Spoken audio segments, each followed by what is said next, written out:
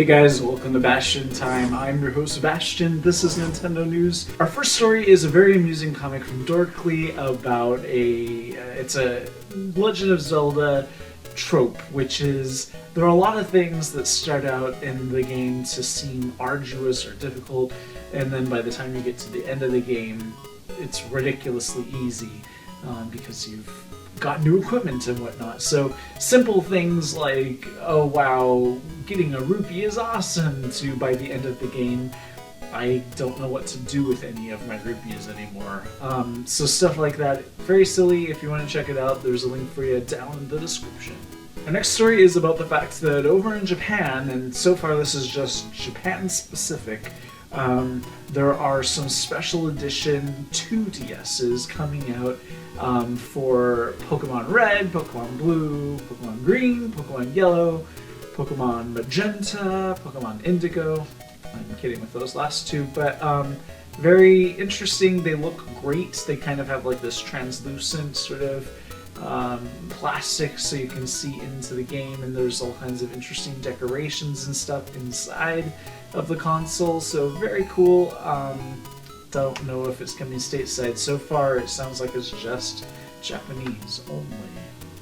Our next story is a very interesting sort of documentary sort of style video about the making of The Legend of Zelda called Breakdown of A Link Through Time. They go into all of the things that we already know about, from how Miyamoto as a child was wandering the countryside exploring caves, and that's where the inspiration for the game came from and stuff like that.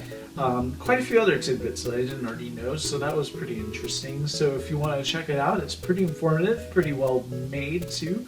There's a link for it down in the description. Our next story is about these silly little charms or whatever. They're the metal items. We've had some of them from various other Zelda games in the past. Now we have them from SKYWARD Sword, so if you're into collecting those kinds of things, now you can. There's a link for you down in the description. If you're like me, you've been playing tons of Super Mario Maker lately, or trying to make your own courses and whatnot, but somebody decided, you know what, we need this for the PC, so they've created a PC version, and that's just silly, because, I mean, it's one thing to create like a fan game or something like a translation of a game that never got translated into English, but it's another thing to take something that's super popular and successful on a Nintendo piece of hardware and then just emulate it basically, or recreate it for the PC. It just seems dumb to me, but that's my own personal opinion. Don't let that dissuade you. If you want to check it out, there's a link for you down in the description. And that's it for this episode of Nintendo News. See you guys. Actually, we have some more news to talk about. See you guys tomorrow or the next day for more news. See you then. Bye guys.